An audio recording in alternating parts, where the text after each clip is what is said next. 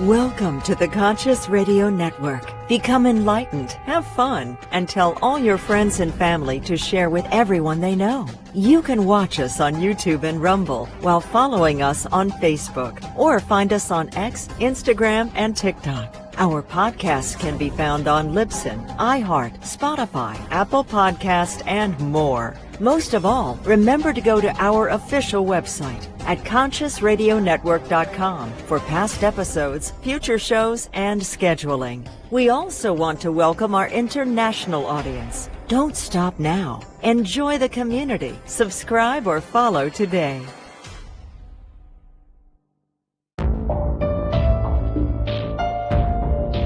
This is the Conscious Radio Network.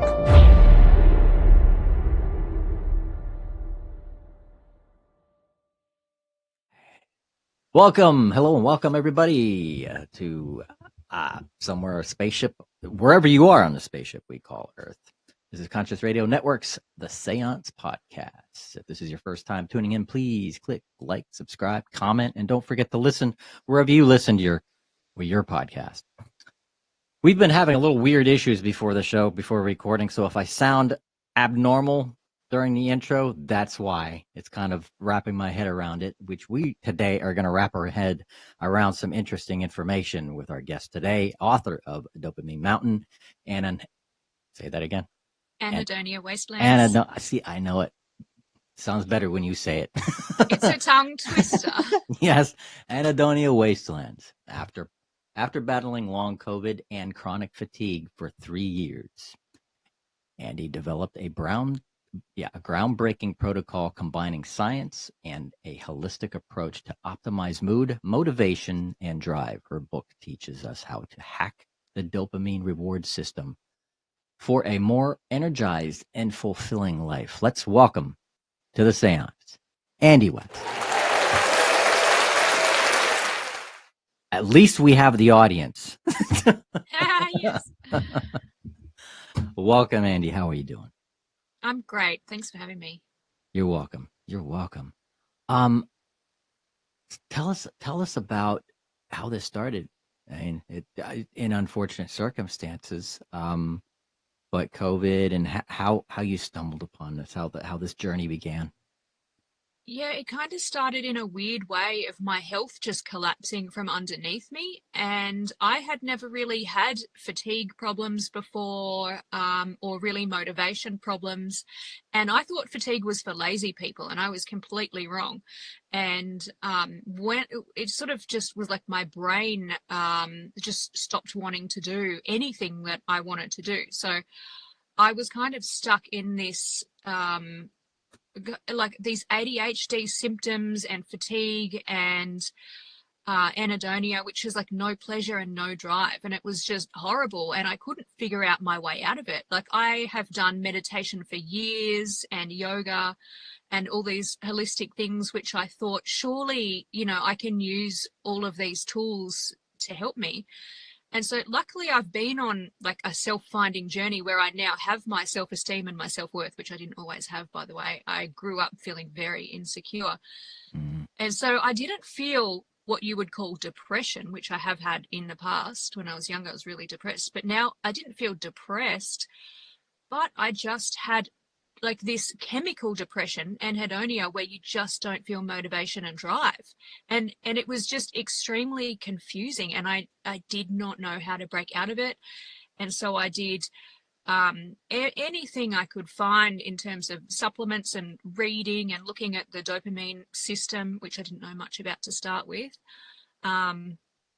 Just out of desperation, because I could barely work. I could barely drive my car just because I could not focus on anything. I didn't trust myself to drive. Yeah. I just felt like my brain was so scattered, like down to the last brain cell, and I thought it was going to kill me. And eventually I stumbled upon some dopamine hacks, and I was lucky enough to do them in the right order. And so weirdly, you wouldn't think the order that you do things would have any impact, because people say, oh yeah, you need to exercise, you need to eat well.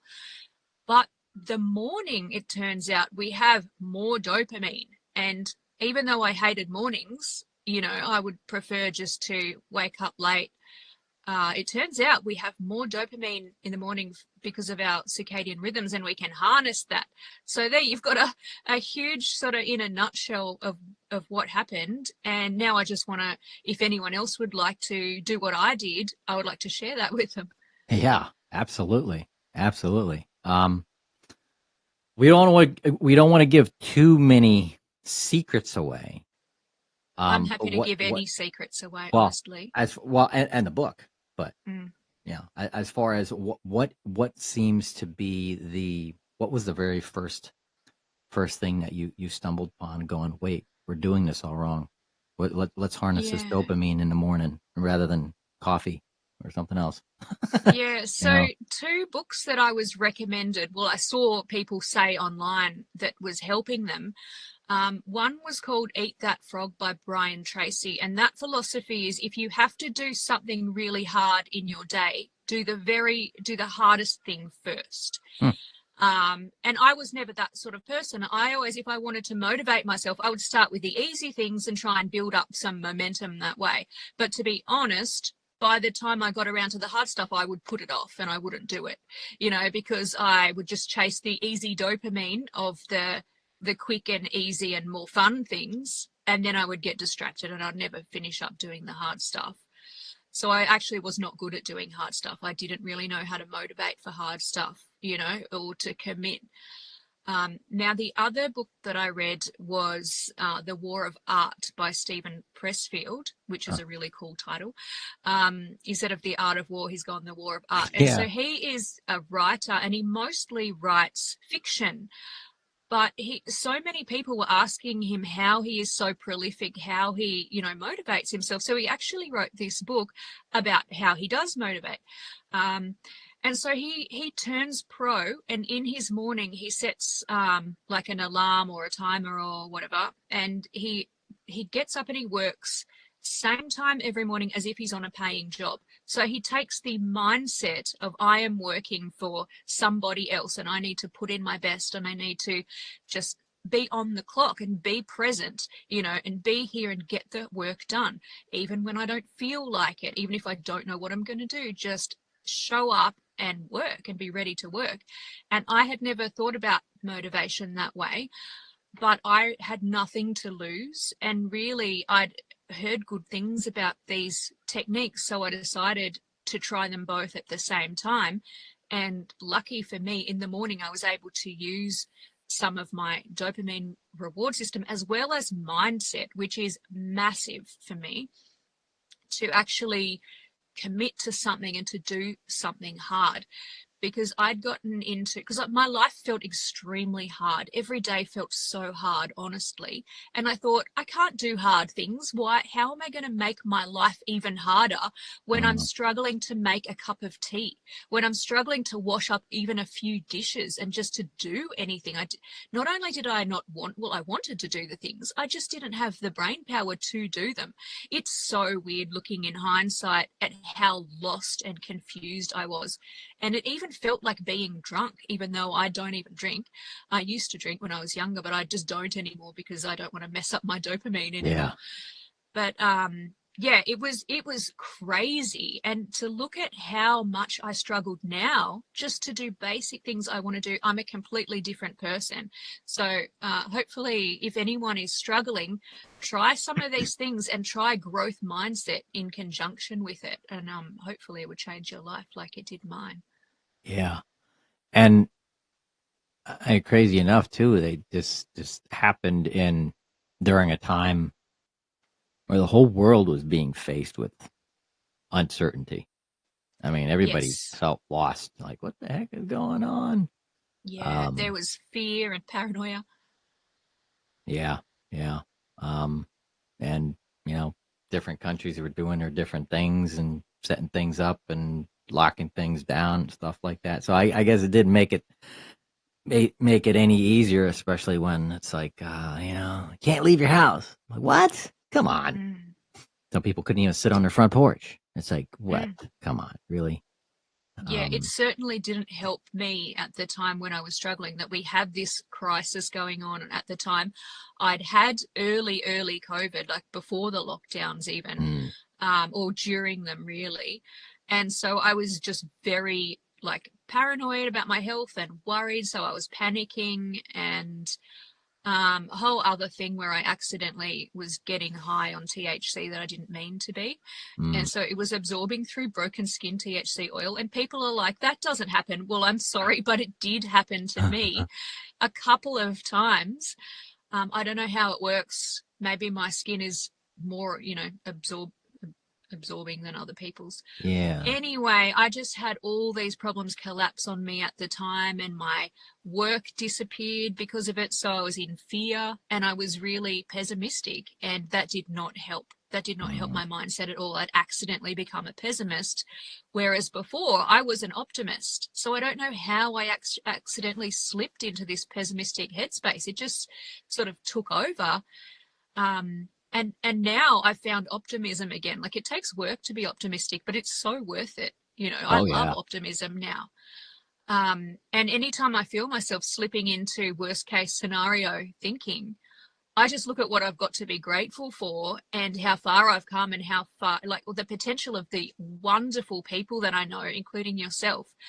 There's so much to be grateful for and to be optimistic about. Even though, yes, we have problems, I'm not going to deny that there's struggles and challenges and heartbreak and things like this, but we also can balance that with optimism and love and peace and things, and it keeps us going, really. Yeah. It's that's what kept me going too during the lockdowns. It was, the people I knew, the friends that I had, because we all knew we were all going through the same thing, uncertainty. And the way I got my mind off of it was, all right, let's go outside. Let's do some gardening. Let's plant some stuff. Let's tear stuff apart. Let's do this. Let's put up a fence. And, went out to a farm, help do some farming. I'm like, what's better to do than go out to the farm? Amazing. Yeah. Get some fresh air. Go out and just, yeah. It wasn't too bad from where I was, but other parts of the country weren't so lucky. It was just stupid crazy. So, what seems to be why are most people losing this energy so early in the morning? Is it just I don't know, we have it, it's there. But is it something we're not recognizing, and it's something that we should? What would trigger us to is it just recognizing it and then harnessing it? What's the trick on getting a hold of this dopamine so early in the morning? Yeah, before 8 o'clock. Dopamine, yes. So it's dopamine is our motivation and it is our mood. That's how the brain does those two things. But what happens is dopamine only feels good when it's actively rising. And so if we wake up and we do high dopamine things straight away, which I always have done, and it did not help me at all, I would scroll on my phone, and then I'd have a nice big coffee with sugar in it, and then I'd have something to eat. So what I've done, now my dopamine situation is precarious, but I got away with it for a fair while until it all collapsed. But I would do all these high dopamine things in a row. And then what happens is, now when you have to go to work or you have to study or the next hard thing, you actually have a dopamine drop because those things are low dopamine things. And so when your dopamine slides downwards, it feels bad. You get lower motivation and you get lower mood. So the way to harness dopamine is extremely simple. It's just most people don't realize it, is to do what some people call a dopamine detox in the morning, which is no high dopamine things. And this actually works. Some people think it's pseudoscience, but it absolutely works for me. And when I don't do it, I suffer. So you don't do all your fun things. You do your hardest thing in the morning, like Brian Tracy suggested. And you show up and time block and do some hard stuff and get it out of the way first, because dopamine is also relative. So if we do the hard thing first and then something less hard, we actually get a dopamine rise for free, even if we don't do a high dopamine thing. Because if we deliberately push that dopamine down in the morning with challenge, hard work, chores, and that kind of thing, just stopping gives us a free dopamine rise.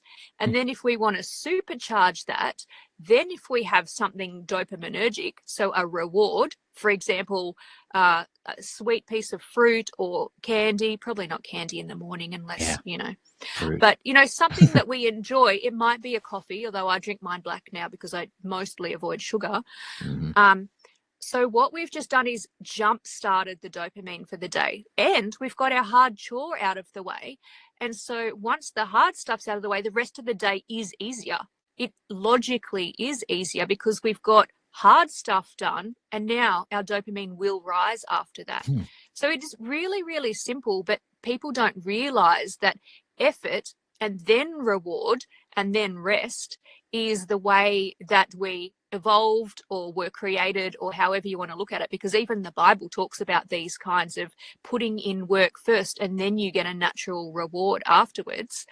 And if we look at the animal kingdom, when an animal wakes up in the morning, it doesn't go to the refrigerator and have a coffee and have a snack. It has to go work for that food. It needs to put in effort, and then the food is the reward. So, and then it will rest and digest after that. So that order of effort first and then reward, and then even a small mini rest just to take a relaxing breath or something like that, just to reset and go again, is how I was able to achieve balance and also moderation of things that I liked. So I can still have my rewards that I enjoy, but I just have them after a hard chore, and then my chores get done at the same time. Yeah. So a good example would be like taking a quick morning jog. You wake up, throw on the shoes, take Yes. a jog around the block, get home, take a quick shower. Yeah. And so the way that I started was just a walk in the morning, because I didn't have the energy to do much more. So I would just get up and make sure I got out and did some walking. And then I started to put a light jog into my walk. And then just as I progressed, I was able to turn it into a run. I was not a runner. I don't like running, although I kind of start to like it now. It's not as hard because it was hard for me.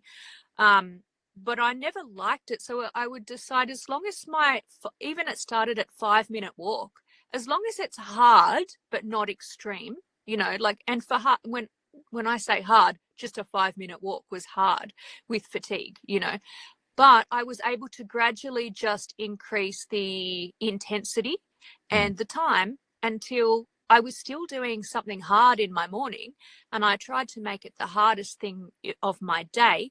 And then the day just gets easier because that hard thing is out of the way.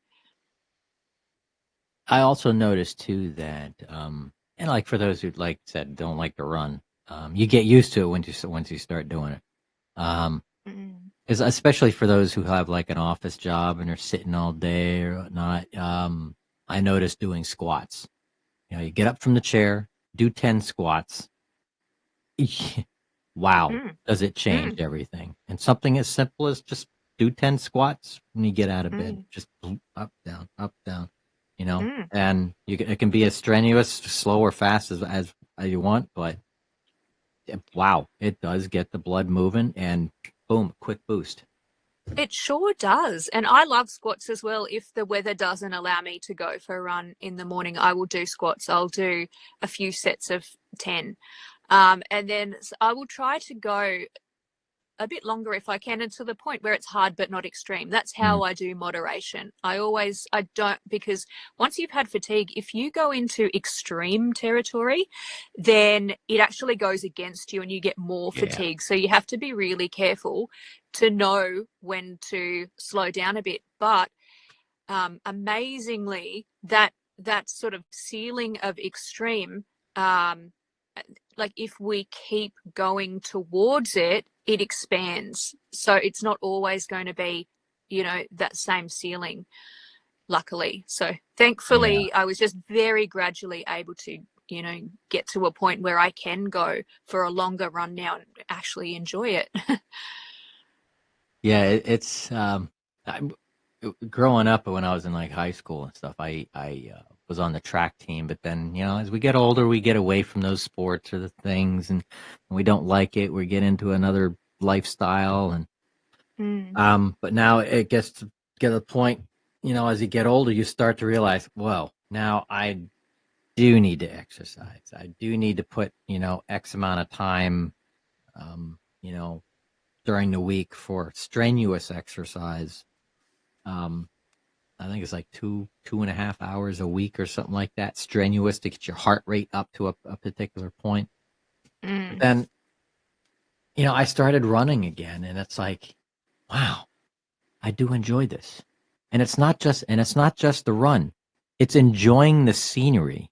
You see things on, even if it's in your own neighborhood. Yeah. We get to see things in nature that you don't normally see because you're always driving past it and you always miss it.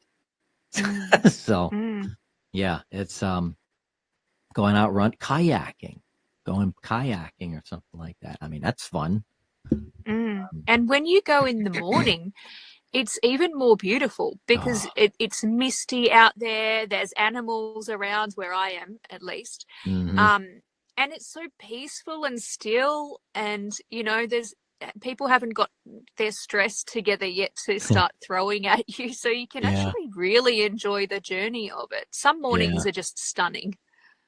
Yeah, right before the sun rises, or just before the sun rises, or as it's rising, all the birds are doing their thing and freaking chirping, and you hear animals you've probably never heard before because you're never up that early in the morning. I'm normally up at like 3 o'clock in the morning, hours before the sunrise. Yeah, and it's like, whoa, just for actual work reasons.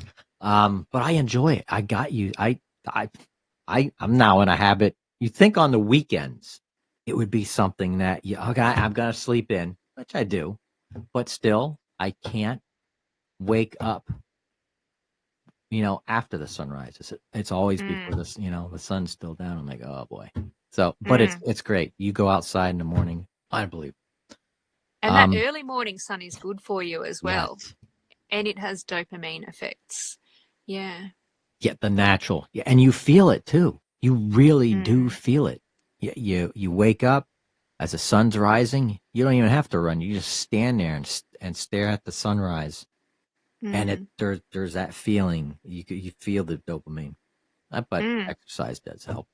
But yeah, and so we are told, and there is plenty of research to say that exercise does help depression, but people don't really know how to get into it, how to start. It's so daunting and it seems so difficult. But if they do it first thing in the morning and just start out really small, honestly, I think it's a way to access exercise that people don't realize. It doesn't have to be that hard. Like people think, oh no, I have to pay for a gym membership. I have to set aside 3 hours. It's going to be hard. People are going to stare at me, which is what I used to think when I started going to the gym, which I didn't stick with for very long. This is years ago. But this now, even though it was super hard to start with, honestly, it was the hardest thing I ever did in my life because I was so stuck, but just committing to it, I now trust myself to do hard things. And I never trusted myself to do hard things before. I thought that I was a bit of a procrastinator and I would just do easy things, and I always looked for that easy shortcut. But now I look for hard things because the growth mindset is all about taking challenge and stress and turning it into growth. Yeah. Yeah, it doesn't have to be hard at all. It can be easy, something like we mentioned, just simple squats, jump rope, push-ups. Yeah. I'm just used to push-ups, sit-ups, just something simple. Use your own body weight. Yeah, it's free. Yeah, you don't have to go to the gym. I did that, and I tell you, it's not that it's not fun. It's just going to a gym and you get there and it's like everybody's on equipment. It's like, oh my God, I can't find anything. It just gets too overwhelming. So do it at home. Do free weights or something like that. Dumbbells, a step, do some steps and stuff like that. And keep it simple, and light. Let me bring up a picture of your book right there. Yes. Dopamine Mountain. That is a cool picture. Did you do the artwork, or did So use the AI actually did the image, and yeah, then my friend Phil Solomon, who's an amazing designer, did the layout and the text and that kind of thing. And so the that's cool. mountain analogy is that if we want to enjoy the mountain, like whether it be the view or the slide down the other side, we first have to do a little climbing. Mm, And just that contrast of putting in the effort first and then having the reward is how we conquer not only ourselves and become a master of dopamine, but we also get the enjoyment, because with plenty of stacked enjoyment that we can get all the time, like we can get food delivery and we can get entertainment on demand and we can have all these high dopamine things, but without the hard stuff, it's nothing. It turns into a flat line, you know. hmm um but and without that, the hard stuff, the challenge and the contrast, pleasure doesn't, it doesn't please us, it doesn't exist, it just becomes flat and meaningless. Yeah, before we tried to get into the recording a couple times, yeah, we had a quick discussion. We pointed on, it's like, yeah, it's the enjoyment. Sometimes we have to put in that effort, um, to for whatever it is that we're trying to do, not getting anything for free, from nature with anything. But if we Mm, want that, we gotta work for it. The universe makes us work for it. And mm, just that work in itself is the journey. And having that journey gives you that, because you never know what that journey is going to be. It could be that's true. it could be much better than sliding down the other side of the mountain. It'd be like, whoa, I missed that. Let's do it again. you know. Yeah. So And who you might meet along the way. We yeah. never know what's going to happen, what we'll learn along that journey. And so, even though it's really tempting to take the easiest way for everything, which I am completely guilty of for most of my life, when we look at challenge and actually run towards it and take it on, amazing things open up. And now I actually enjoy a challenge. I remind myself multiple times a day that I do hard things that I don't want to do because it just works in my favor and my brain just works now. I'm much more clear in my mind. I'm more organized. I can get anything done that I want to do, and it's just like everything sort of works when your brain is just open. Yeah. And it's almost too, I've noticed with any thing that I wanted to do that I knew I had to work for, um that no, it's not always easy. Whether it's taking a new course in something, a new language, anything, anything. There's always a risk too. It's like, okay, well, I know I got to put in this amount of time. It's going to take some dedication. It's going to take and the biggest thing too is the discipline. We got to establish that self discipline and saying, I want this. How bad does somebody want this to Mm, happen? Desperation. I tell you what, desperation is the mother of it's a invention. driver. Mm. It sure is. And I found that discipline, because discipline was a scary word to me. I didn't know what it was or how I was going to get it. But it turns out when I look back, now I have discipline, and all it is choosing action over another higher dopamine thing. Mm, So our dopamine system wants to chase the sparkly thing and the entertainment and the Netflix and all the fun stuff that's going on. But if we just choose action that's beneficial for us over that, then it just adds up to discipline. And once we do it once, we trust ourselves to do it again. And so it's actually not as scary as I once thought. yeah, yeah. Um, what seems to be the I mean, we may have touched a little bit on it, but what seems to be the biggest, as far as habits, the most common dopamine killing um, habits that people have? Personally, it was scrolling on the phone. That would Mm, take up way too much time. I would lose hours and hours and not realize that I was really doing it. So I just lock the phone now. If I notice myself getting brain numbing, getting Yeah. into a doom scrolling situation, I just lock the phone and walk away. And so now I just save that as my reward. So I'll make sure if I want something dopaminergic, I'll just make sure I work for it first or do something that needs doing, and then I'll have that. Another big one is porn. Now, I don't judge people if they want to use it. However, it's terrible for dopamine because it's a very fast, and non-effortful thing. And then the payoff at the end is extremely dopaminergic. So anything that we reward, we do more of. If we reward inactivity or laziness, we just get more of the same. So be really careful when you're giving yourself that reward. And that's why I say the order is everything. If you're giving yourself a big reward after doing nothing, well, you're just going to get more wanting to do nothing. But if we start rewarding activity, we'll start enjoying activity because it starts to feel good because, we get that dopamine rise at the end. And so now when I do something really hard, I will reward myself. It might be sugar or fruit or something like that, but just a really small amount, because most of my time I don't eat sugar at all, except if I've done something really strenuous or difficult. Then I will give myself that little treat, and it means I will want to do the thing again. So it's how you can just train your brain to do those hard things. And if I want to do something hard, I set my reward first. So everyone tells you, oh, if you want to do a big task, just break it down into little steps and then you'll be able to do it. But they forget to tell you that we need to reward each little step. So if we've got that first challenge that we need to get over, that first hurdle of the big task, decide, okay, well, this is my reward that I'll have when I get there, and make sure to follow through and have that reward when you've done that one step, and then you'll want to go again. We actually use that dopamine to spur us onto the next step, and make sure to reward it the same way if we were training a puppy. When it does the right thing, we give it the reward. But if it does the wrong thing, if it does something destructive, we're not going to reward that. We wait until it does the right thing and then we give it that reward. Yeah. It's amazing how we can train our mind and our psyche to do these things, and it just changes whole system, changes our way of thinking and our habits, just the way we habitually do things. It's amazing how it's mind hacking.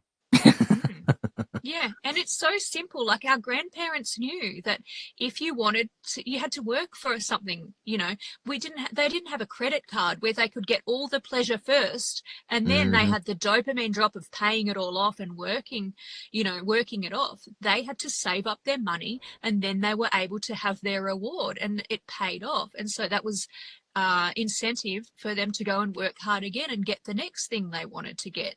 And so even though life was harder for them, in a way, they were much more fortunate because their dopamine reward systems were functioning well.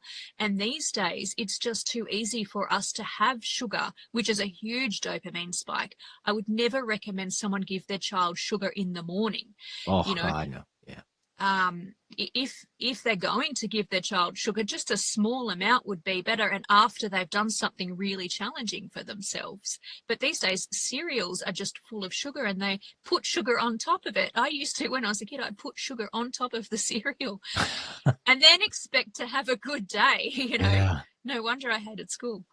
And that's the problem here in the States. Is I'm not sure what it's like in Australia, but the food, it's cereal, the children's cereal, all is nothing but sugar. You look at it, it's like, whoa, this is nothing but sugar. You might as well just give them a bowl of sugar. That's it.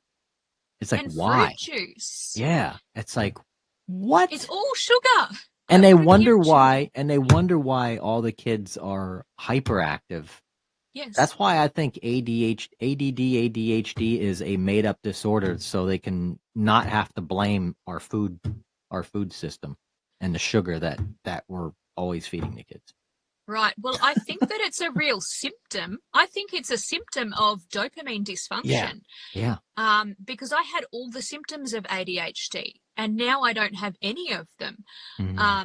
So when a child has for their whole life been eating sugar randomly throughout the day, of course their dopamine is going to have random swings, and their mood is going to have random swings as well.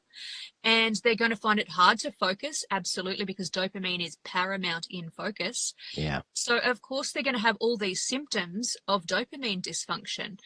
And a ketogenic diet, interestingly, because it has very little carbs and sugar, has been found to be helpful in ADHD and also in schizophrenia and also in a lot of other mental health disorders. Yeah. Possibly because of how the dopamine reward system is not all over the place like a roller coaster anymore. Like even I think was it Alzheimer's and like dementia. They're finding out that it is actually related to Insulin. insulin. Yeah. Mm-hmm. If you're diabetic, it's another form of diabetes. Yes. It's And like, if you're not eating sugar at all in your day, people on these diets are having a lot less diabetes symptoms, and they're losing weight just by taking sugar out of the diet. But you're right, it's in everything, and it's really hard to find things without sugar. But if you read the label, I don't know if your labeling is the same as ours, but with ours, per 100 grams, you can see how many grams of sugar. So, for example, if it says 20 grams of carbohydrate or sugar per 100, we can say, well, that's 20% sugar. That's quite high.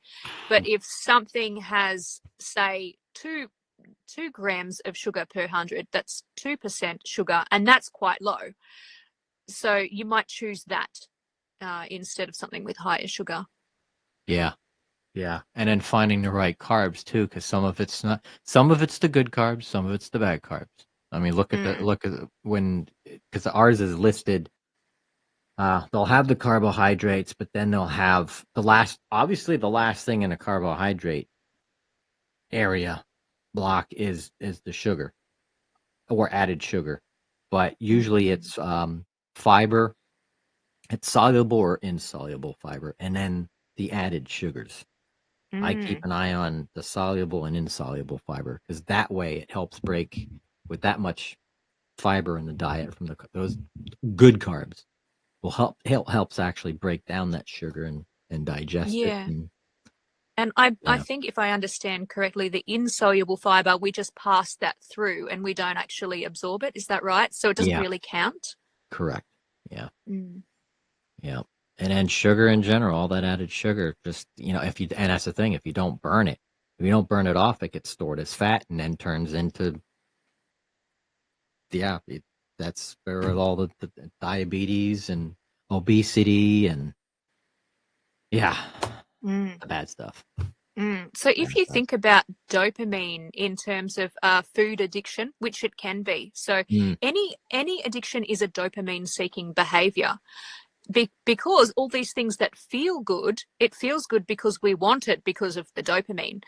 And there's other neurotransmitters involved in liking, including GABA. So liking and wanting are two slightly different things to the brain, but it's still dopamine seeking behavior, whether it be a food addiction, a sugar addiction, a drug addiction, or an alcohol addiction, or whatever it might be. But we can actually find other ways to boost, much healthier ways to boost our dopamine. And it's not by chasing more dopamine, it's actually by reducing in the morning our dopamine. And so then we will have a rise, and we'll need much less of a good thing to feel that rise. And that's why a lot of people who break addictions, they get into their exercise instead. So it's not just replacing one addiction with an exercise addiction. It's very different. It's resetting their whole dopamine reward system so that a rise actually feels good again, because many addicts will tell you that that drug doesn't feel good anymore, but they still want it. There's that addictive wanting cycle that's really, really hard to break. But if we are stuck in a cycle of wanting and wanting and wanting, the way to break that is by dropping our dopamine as soon as the want occurs. Forget having and getting the drug or the sugar or whatever. As soon as the want occurs, we can actually break that cycle by lowering our dopamine on purpose. So it would be doing some squats or going outside and doing a really quick run, or just lower the dopamine as soon as that addictive thought starts to occur. And if we look back into biblical times, when someone had a sinful thought, I say sinful in inverted commas, because they would then whip themselves. And so it wasn't really to punish the self, it was more just to break an addiction. So if you are craving something, instead of going and having the thing, which just boosts the craving, again, it rewards the craving, just interrupt the craving with something unpleasant. It might be a teaspoon of chili sauce, which is what I sometimes do. And that will break it if we repeat that. And the craving's not going to keep going on if it's always rewarded by unpleasantness. Yeah. Huh. That is interesting. That yeah. Now that I see it, it's like that makes sense. Because there's some like I forgot the name of that order. There's like a religious order of monks that I think the Opus Dei. That religious order of monks that that's what they do is they have like this whip type thing, and then they'll whip themselves. They'll throw it around their back and stuff like that, and they get rid of all these thoughts, these evil thoughts and whatnot. But the hot sauce is a good thing. Yeah. I don't really enjoy it when it's really hot, but that's the point, Yeah. If you love really hot sauce, that's not going to be an interrupter. You need to find something else that's a challenge for you, because otherwise it's just a reward. So it depends on the person. My vices are different from other people's vices. But if we just use them as rewards only after effort, it just naturally balances out. And that's how I find balance in my life. I'm allowed to have things that I enjoy as long as I put in some effort first, and then everything just gets done. Huh. Cool. So before we wrap up the show, it's scrolling for those who are watching, but for those who are listening, where can they find you? DopamineMountain.com, and I'm also Dopamine Mountain on Facebook, Instagram, and probably other places. If you look around, I'm probably lurking out there somewhere. Yes, and not only this book, I would have brought it up, but I definitely wanted to talk about this one. But you also have the other book out there. This is your newest one, right? Dopamine Mountain. Dopamine Mountain was the first one, and Anhedonia Wastelands is the second one. So I found that a lot of these techniques apply to people who have anhedonia and depression. So I made a mini book for those people just to get straight into the good stuff for them, because there's less of my backstory and less of the other things, because the Dopamine Mountain is a real deep dive into the mechanics of dopamine and how it affects different parts of the body and different diseases and things.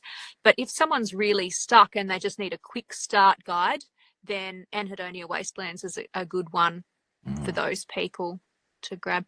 And also on my website, you can see that if someone can't afford the books, just email me and I will send them a free copy of a PDF, because I'd much rather someone have it and enjoy it and might change their life than them having to wait or not have it.